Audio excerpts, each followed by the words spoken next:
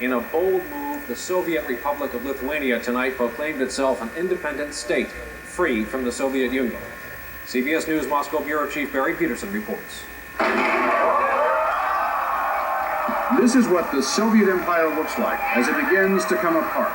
A crowd outside the Parliament building tearing down the hammer and sickle even before any formal vote on independence, tearing away what people here call the decades of occupation by the Soviet Union, and debated late into the night, finally voting to, in essence, secede from the Soviet Union.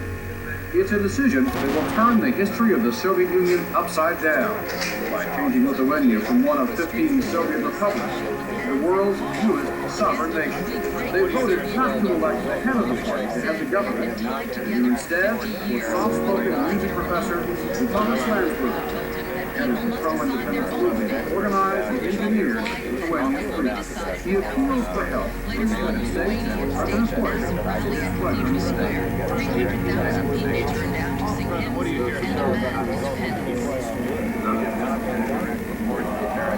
hear?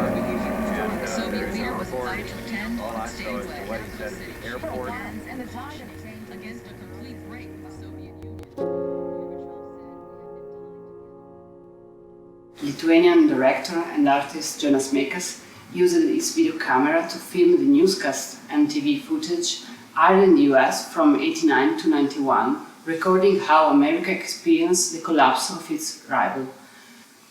This book, Lithuania and the Collapse of USSR, contained a full transcript of the 5-hour-long film, showing the key events, the figures, and the opinions being voiced during those crucial days. The book features also a selection of relevant images, an article published by Mekas on the New York Times, and a letter written by Landsbergis. Jonas was the one who brought this book to life.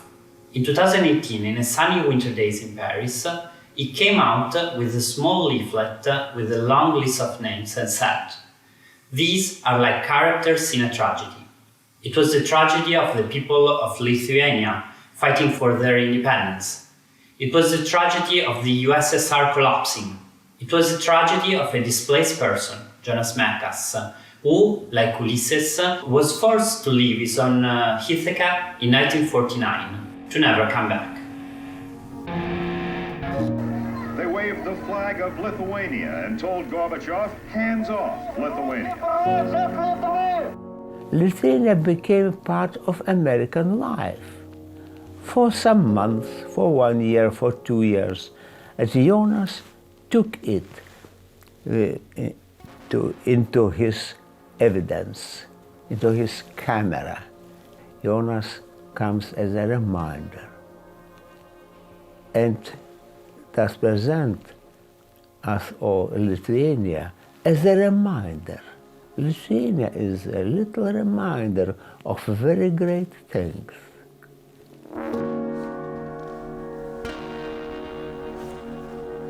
This political diary film now becomes a written diary, a book about the independence of Lithuania. We celebrate its 30th anniversary this year, but it's also something more. It's a celebration of independence itself.